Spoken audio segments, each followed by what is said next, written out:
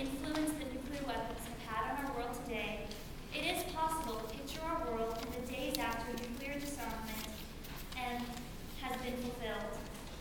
In addition to destroying our nuclear weapons, the United States has had to forfeit some of its advantages to other countries in order to convince them to disarm.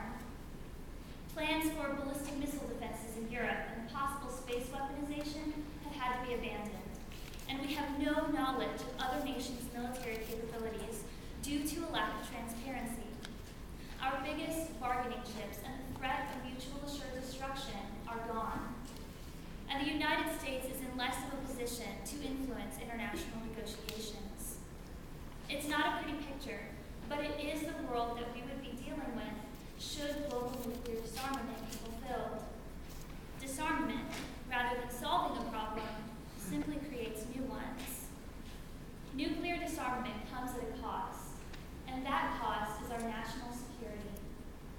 In order to fully picture what our world would be like if all nuclear weapon states were to dismantle and destroy their nuclear weapons, we first have to take a look at how we got there. In 2010, the UN held the Nuclear Non-Proliferation Treaty Review Conference, and a large topic of discussion at that conference was the possibility of disarmament. The number of concessions the United States would have to make in order to achieve global nuclear disarmament is numerous and rather alarming. These concessions compromise our national security by giving hostile and potentially hostile nations strategic advantages over the United States and reducing our role as a world power.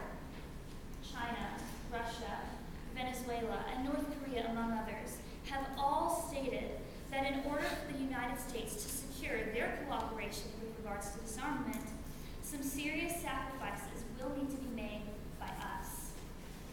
We would forfeit the potential first strike advantage and security that comes with ballistic missile defense systems if we were to concede to Russia and abandon plans to build these in Poland and the Czech Republic. Iran has echoed this sentiment, calling for an end to United States deployments in other countries. Our national security, our ability to defend ourselves, is compromised here. We would lose knowledge of potentially hostile nations' military capabilities if we were to yield to China and eliminate any transparency in regards to weapons, nuclear or otherwise. Now, think about that for a minute. China has been growing rapidly in recent years and is more and more of a world power. Its economy is booming, and they have the largest enlisted military in the world.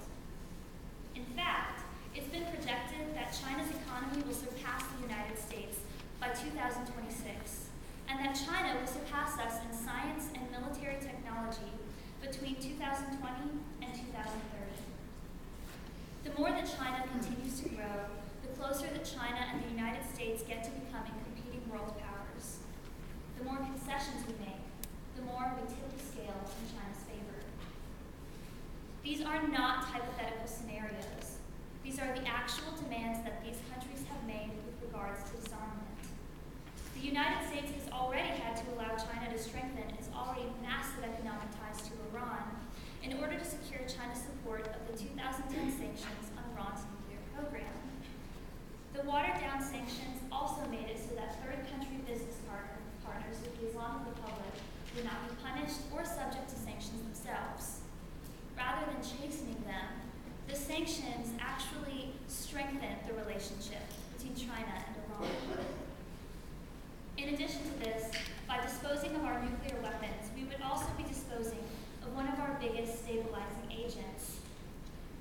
It has already been established that with nuclear weapons, countries have less of an incentive to declare war against the United States and instead are prompted to search for a more peaceful resolution of conflict, transforming the role of force in international negotiations. In addition to mutual assured destruction, there would be serious political ramifications for the country that decides to solve its problems using nuclear weapons.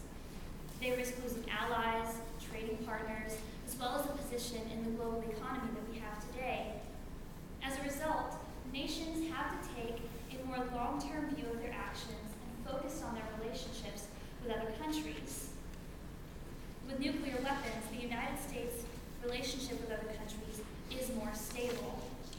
Despite what the negative has said, nuclear weapons do provide more stability. Stability breeds prosperity. With nuclear weapons gone, so is that stability and the potential for prosperity.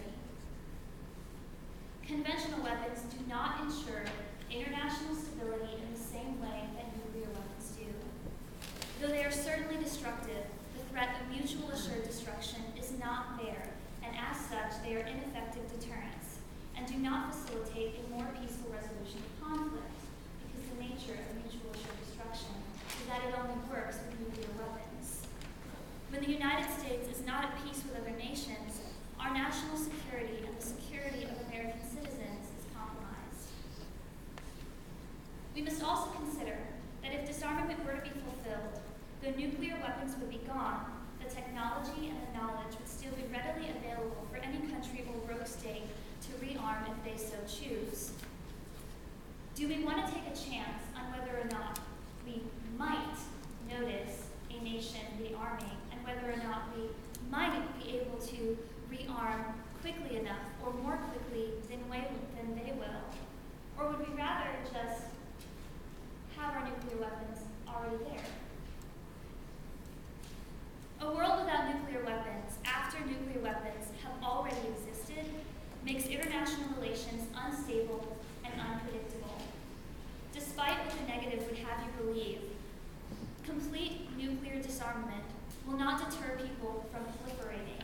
It will just encourage them to proliferate under the table. This is the reality that the United States would be facing should global nuclear disarmament be fulfilled. It leaves us vulnerable and is